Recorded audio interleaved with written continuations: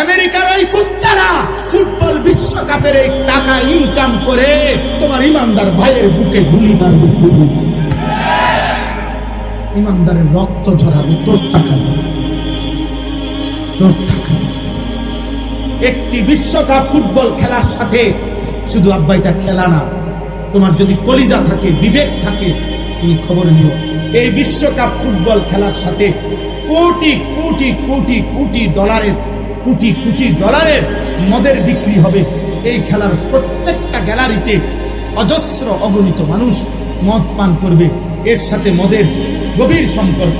2 number, এই football খেলার সাথে তিনটা দেশে, এই আমেরিকা, কানাডা, মেক্সিকো, এই 3 দেশের যেই প্যাভিলিয়ন মানে যেই গ্যালারিগুলোতে খেলা হবে, প্রত্যেকটার আশেপাশে শত শত হোটেলে নর্তকী নারী ভাড়া থাকবে, যারা জিনা আর ব্যভিচার করবে, যারা পুরুষের সাথে রাত কাটাবে, বিশ্বকাপ উপলক্ষে ইনকাম করবে, ওই ইনকামের ট্যাক্স ওই দেশগুলো উপার্জন করবে। তার মানে এর সাথে নারীর বেশ্যাবৃত্তি, অসভ্যতা, জিনা আর ব্যভিচারের সম্পৃক্ততা আছে।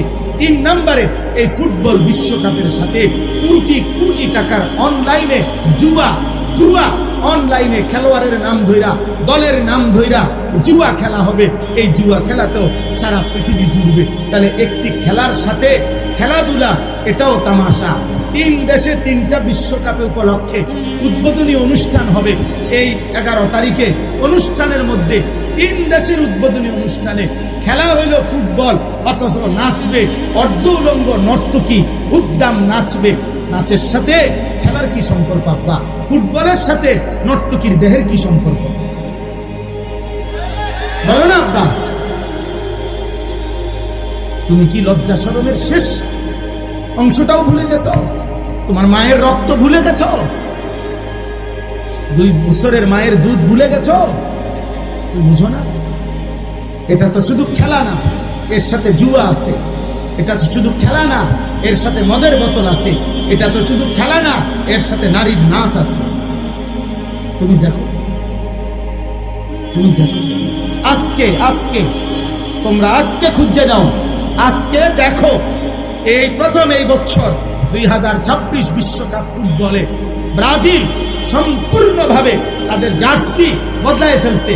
গত পর্যন্ত তাদের 1950 সাল থেকে 2026 সাল পর্যন্ত তাদের যে হলুদ জার্সি ছিল, এই হলুদ জার্সি তারা বদলাইয়া নতুন শেডের জার্সি আনছে।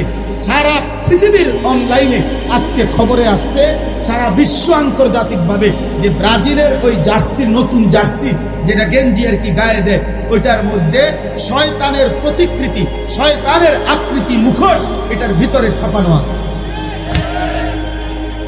আমরা চাঁদের দেশে থাকি না, আমরা তোমাদের সচেতন করার জন্য খবর রাখি। আমরা মঙ্গল গ্রহে থাকি না, প্রতিদিন খোঁজ খবর রাখি। বুঝো নাই আব্বা? সারা পৃথিবীর সচেতন মানুষ প্রতিবাদ করছে অনলাইনে, যে ব্রাজিলের এই জার্সির মধ্যে শয়তানের প্রতিকৃতি, শয়তানের মুখোশ এটার ভিতরে আছে। তুমি নালে লেখো, অনলাইনে গুগলে সার্চ দিয়ে লেখো যে ব্রাজিলের 2026 জার্সি নিয়ে বিতর্ক কি, দেখো, তুমি লেখো, দেখো। বলো ভাই, তাহলে রক্তে যার ঈমান আছে, কলিজার মধ্যে মায়ের পবিত্র রক্তটার আছে, ওই বেঈমানদের সাথে আমাদের কি সম্পর্ক? বলো না ভাই। ব্রাজিল আর্জেন্টিনার সাথে আমাদের ঈমানের কোনো সম্পর্ক আছে? আমাদের কালেমার কোনো সম্পর্ক আছে? আমাদের কাবার কোনো সম্পর্ক আছে? আমাদের মদিনার কোনো সম্পর্ক আছে? আমাদের নবীর কোনো সম্পর্ক আছে? আমাদের সাহাবায়ে কেরামের কোনো সম্পর্ক আছে? আমাদের আউলিয়াদের কোনো সম্পর্ক আছে? আমাদের আল্লাহর কোরআনের কোনো সম্পর্ক আছে? আপনার আচ্ছা বাদ দাও, রাখো এটা এবার এক সাইডে। ব্রাজিল আর্জেন্টিনার সাথে আমাদের বাংলাদেশের এই মাতৃভূমির প্রতি যার মায়া আছে, এই বাংলাদেশের আর্থিক, সামাজিক, রাজনৈতিক যে কোনো ক্ষেত্রে কোন দিক দিয়ে মিল আছে? বলো না ভাই, একটা বিবেক বাংলাদেশের আর্থিক উন্নতিতে ব্রাজিল এবং আর্জেন্টিনার সাপোর্ট যদি আমাদের দেশে ব্যাপকভাবে বাড়ে, তো বাংলাদেশের বিদ্যুৎ সমস্যার সমাধান হবে, তেল সমস্যার সমাধান হবে, বাংলাদেশে হত্যা, খুন, ধর্ষণ, 8 বছরের কন্যা ধর্ষণ, এইভাবে ব্যভিচার, এটা বন্ধ হয়ে যাবে? বলো না। তা রাষ্ট্রের আর্থিক কি উন্নতি হবে? আখেরাত বাদ দাও, দুনিয়াবি উন্নতি বলো না ভাই। কি কারণ থাকতে পারে? অসভ্যতারও তো একটা জাতফাত আছে, অসভ্যতারও তো একটা জাতফাত আছে, বেহায়ারও তো একটা জাতফাত আছে। এটা কোন বেহায়া? এটা কোন অসভ্যতা? বলো। এজন্য প্রত্যাখ্যান করো, বলো ইনশাআল্লাহ। প্রত্যাখ্যান করো, প্রত্যাখ্যান করো, প্রত্যাখ্যান করো। ঝগড়া তো মানায় না, ঝগড়া তো মানায় না। খেলা তো খেলা না, খেলা তো খেলা না। খেলার সাথে মদ আছে, খেলার সাথে নর্তকী আছে, খেলার সাথে জুয়া আছে, খেলার সাথে কোটি কোটি টাকার হারাম বাণিজ্য আছে, হারাম বাণিজ্য। নাউজুবিল্লাহ, নাউজুবিল্লাহ, নাউজুবিল্লাহ। এই পৃথিবীর তোমরা খবর নিয়ে দেখো, প্রত্যেক ফুটবল খেলোয়াড়, এই যারা বিশ্বকাপে খেলবে, তাদের প্রত্যেক খেলোয়াড়ের ডোপ টেস্ট, তাদের নেগেটিভ প্রমাণিত হইতে হবে। অর্থাৎ তাদের শরীরে অ্যালকোহল আছে কিনা, মদের উপস্থিতি আছে কিনা, মদ নেশা করছে কিনা, এটা পরীক্ষার মাধ্যমে প্রমাণ হইতে হবে যে সে মদ পান করে নাই। হ্যাঁ, ডোপ টেস্ট বলে এটারে। অর্থাৎ এখানে যদি সে নেগেটিভ প্রমাণিত হয় তাইলে খেলতে পারবে। যদি শরীরে অ্যালকোহল, মদের উপস্থিতি পাওয়া যায় তাইলে সে বাদ।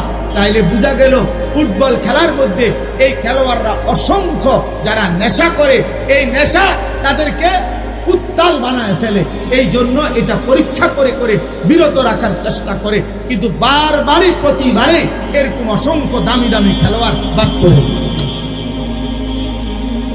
আমি তো নাম বললে আরো কইতাছি না, নাম ধরে ধরে কইতে হবে, ডাক নম্বর, খতিয়ান নম্বর সহ কত সালের বিশ্বকাপে কে কতজন ডোপ টেস্টে পজিটিভ হয়েছে সব জানি, সব জানি।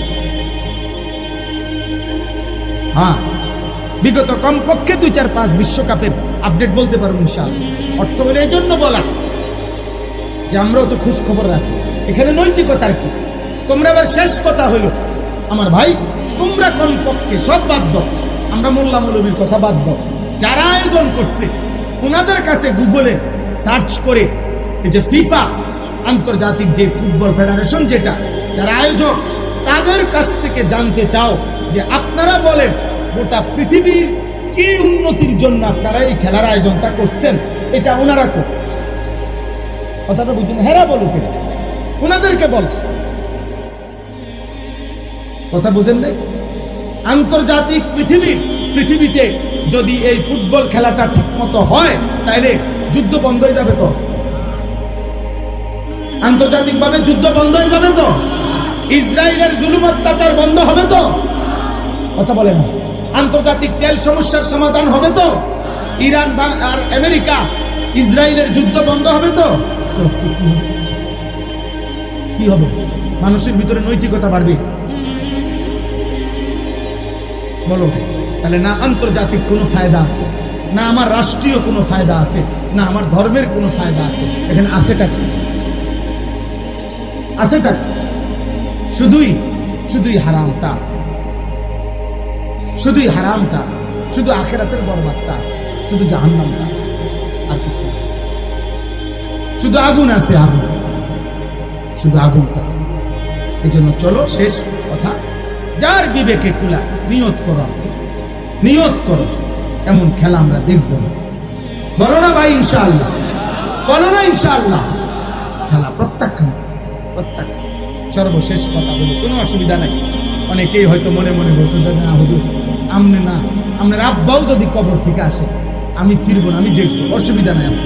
তোমার মতো নাফরমানের জন্য পৃথিবী আটকাবে না, কারো জন্যই পৃথিবী আটকায় না। যেদিন আব্দুল কাদের জিলানী বড় পীর রহমতুল্লাহ আলাইহি উনি যেদিন ইন্তেকাল করছে সেদিনও সূর্য ডুবছে, যেদিন ফেরাউন মরছে সেদিনও সূর্য ডুবছে। কথা বলে না? সময় কারোর জন্য থামে না। ইমানদার মরল পৃথিবী থামে না, নাফরমান মরলেও কি থামে না? পৃথিবী থামে।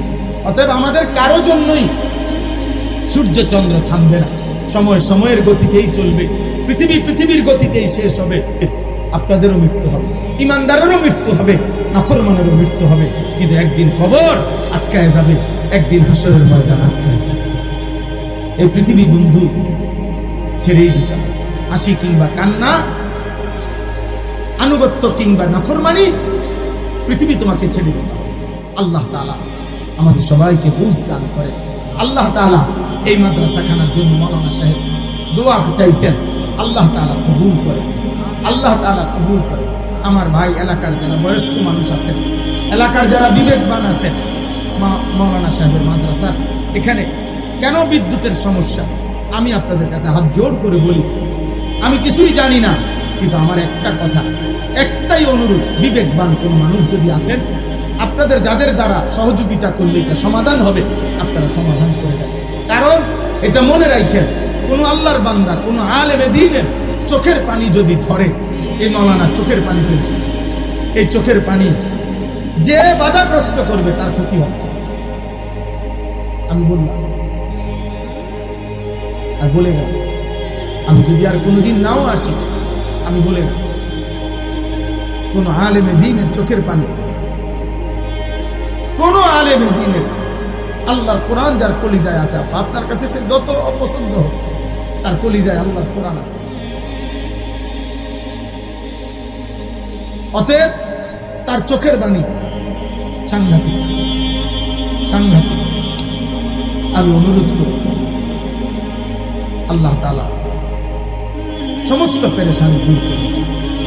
আমাদের প্রিয় ভাই মাওলানা সোহাইব আহমদ আশরাফি ভাই, ওনার মাদ্রাসা কত পেরেশানি নিয়ে বেচারা বলছে, শুনাইছে, আমরা দেখছি, অনেক পেরেশানি নিয়ে হিম্মতের সাথে মাদ্রাসাটা আগায় নিচ্ছে। আল্লাহ তাআলা ওনার মাদ্রাসাও কবুল করে নেন। আপনাদেরকে দাওয়াত দিয়েছে 22 নভেম্বর এই বছর ওনার মাদ্রাসার বার্ষিক মাহফিল। আমাদেরও দাওয়াত আছে, আমারও দাওয়াত আছে, জোহরের পরে খুব সম্ভব বয়ান আছে, ইনশাআল্লাহ আমরাও আসার চেষ্টা করবো, আমরা চাই। আল্লাহ তাআলা আমাদের সবাইকে তৌফিক দান করেন। সর্বশেষ কথা আবারও বলি, আমার শাইখ আল্লামা মুফতি মুশতাকুর নবী কাসিম হুজুর সব সময় বলে, আমারে বহুদিন এরম হাতে ধরে হুজুরে আমারে বলছে অনেকদিন, মাওলানা যেখানেই ভালো কাজ, যেখানেই নেক কাজ, সেখানেই আপনি কিছু না কিছু দিয়ে মিশে যাবেন, শরীক থাকবেন, কম হোক বেশ হোক। হুজুর এটা খুব মহব্বত করে বলে যে মাওলানা দেখবেন হাসরের ময়দানে নিজের আমলনামায় সারা দেশ থেকে নেকি দেখা খুশি হয়ে কিরে, আমি আনিসুর রহমান কুমিল্লা, আমার নামে সিলেটের থেকেও নেকি আছে, যশোরও নেকি আছে, ব্রাহ্মণবাড়িয়ারও নেকি আছে, হবিগঞ্জেরও নেকি আছে। ঘটনা কি? ওই যে কোনো না কোনোখানে দিনের কোনো না কোনো কাজে কিছু সহযোগিতার বরকতে আল্লাহ তাআলা আমলনামার মধ্যে নেকি করেছে। এই জন্য প্রত্যেকে ঈমানের পক্ষে, আমলের পক্ষে, মসজিদের পক্ষে, মাদ্রাসার পক্ষে, উলামায়ে কেরামের পক্ষে থাকবো। বলেন ইনশাআল্লাহ, বলেন ইনশাআল্লাহ, বলেন ইনশাআল্লাহ। 2 বছর পরে, 6 মাস পরে, 5 মাস পরে, মাঝে মধ্যে অনেক দিন নাস্তিক মুরতাদ বেঈমানরা টাকা খাওয়াইয়া সারলে আপনার মাঝে মধ্যে 2-4 জন চামচিকা বাদুর আপনার আমাদের দেশে মাঝে মাঝে লাড়া দেয়। এই সমস্ত পাগল ছাগল অল্প সময়ের ব্যবধানে হারিয়ে যায়। ইমানদার টিকেই থাকে, ইমানদার টিকেই থাকে, সেজদাওয়ালা টিকেই থাকে। আল্লাহ তাআলা আমাদের সবাইকে কবুল করেন। আজকের এই আনন্দগ্রাম ইসলামী যুব সংগঠনের এই মাহফিলে আল্লাহ বরকত দান করেন, আমিন। যার ধৈর্য কুলায়, যেটুকু কুলায়, এটুকুই মনোযোগ দিয়ে শুনলে বরকত। মূলত আসলে কোনো ব্যক্তি বিশেষের কোনো বরকত, বরকত আল্লাহর কথা। এজন্য আল্লাহর কথার প্রতি মনোযোগী হলে ধীরে ধীরে দিল নরম। একটা পাথরের উপরেও ধারাবাহিক পানি পড়লে পাথর একটা সময় ছোট্ট একটা ছিল।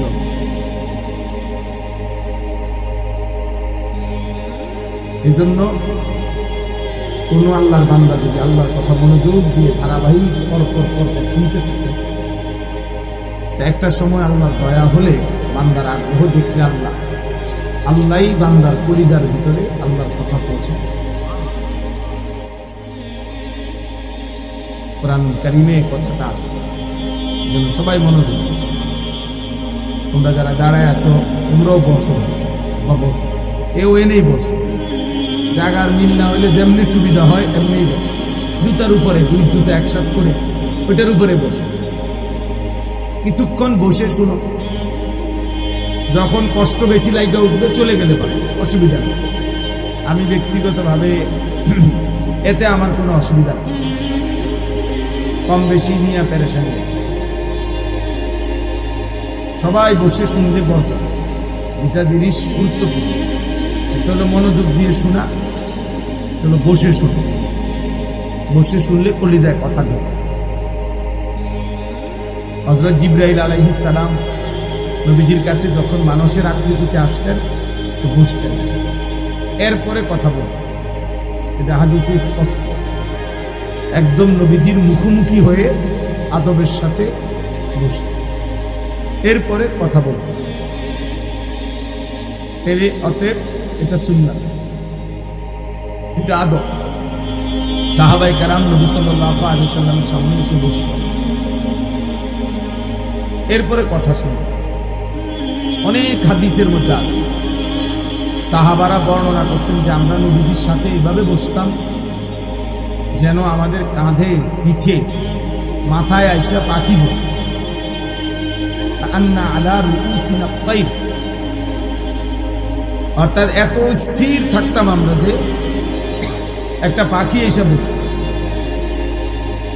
কোন হাদিসে আছে সাহাবী বলছেন এতটাই স্থির আমরা বসতাম মনে হইতো যেন আমাদের মাথা শরীর থেকে আলাদা হয়ে আছে।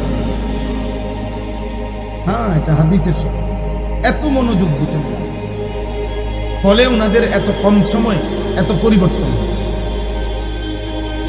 জন্য আল্লাহর কথার প্রতি মনোযোগী হয়ে যাবে, আন্তরিক। আর যখন আর আমার ধৈর্য কুলাচ্ছে না, চলে গেলে শরীর ক্লান্তি লাগতে পারে, অসুস্থ লাগতে পারে, পেরেশানি থাকতে পারে, ঠিক আছে শুনলাম না। কিন্তু ওই কাফেল অর্ধেক জুড়ায় অর্ধেক শুনে এ 1000 বছরও বদলায়, বুট খায়, বাদাম খায়, ওয়াজও শুনে, ওই মানুষের কখনই পরিবর্তন হয় এই শুনে আর কি। বুঝেন, কদ্দুর জিমায় জুড়ায় আবার কতটুকু শুনে এই ফায়দা হয়। আরবিতে একটা কায়দা আছে, মূলনীতি আছে, নতিজা আর জালের তাবে। এটা বলে আর এই যে অর্থ হইল ফলাফল নিকৃষ্টতার অনুগামী, মানে হলো একদম সহজ উদাহরণ। যেমন একটা পানির টাঙ্কি মনে করেন 500 লিটার, ওই যে মসজিদের ছাদে যে পানির টাঙ্কি দেয়, তো এখানে যদি 499 লিটার পবিত্র ফ্রেশ পানি দেয় আর 1 লিটার অথবা আধা লিটার যদি পেশাব দেয় মিশায়, তো পানির হুকুম কি? আপনাদের কি বলেন? তাহলে ফলাফল আসছে কি? যেটা নিকৃষ্ট ওইটার আলো, অথচ 499 লিটার হইল পবিত্র পানি, কিন্তু এর পরেও 1 লিটার নাপাক পানি পেশাব 499 লিটার পবিত্র পানিকেও কি করে দিছে? নাপাক করে। এইটারে বলে আর বুট আর ওয়াজ, ফলাফল আসবে বুট। হ্যাঁ, বাদাম এবং ওয়াজ, ফলাফল আসবে বাদাম। জুরানি এবং ওয়াজ, ফলাফল আসবে কি? জুরানি। নতিজা আর জালের তার, যেটা নিকৃষ্ট ফলাফল ওইটার আলোকে। এ অনেক বয়স্ক লোকের অভ্যাস, জুমার দিন শুক্রবারে জুমার বয়ান হয়, উনি বসে বসে জুড়ায়, একের প্রথম কাতারে বসে এই যে জিমাইতেছে, তার মানে পড়ে যায়, আবার কুফর লারা দিয়ে ওঠে, এই 1-1 লাইন শুনবে। জিজ্ঞাসা করবেন চাচা কি শুনছে? বলবে আল্লাহ কোথায় কি হচ্ছে,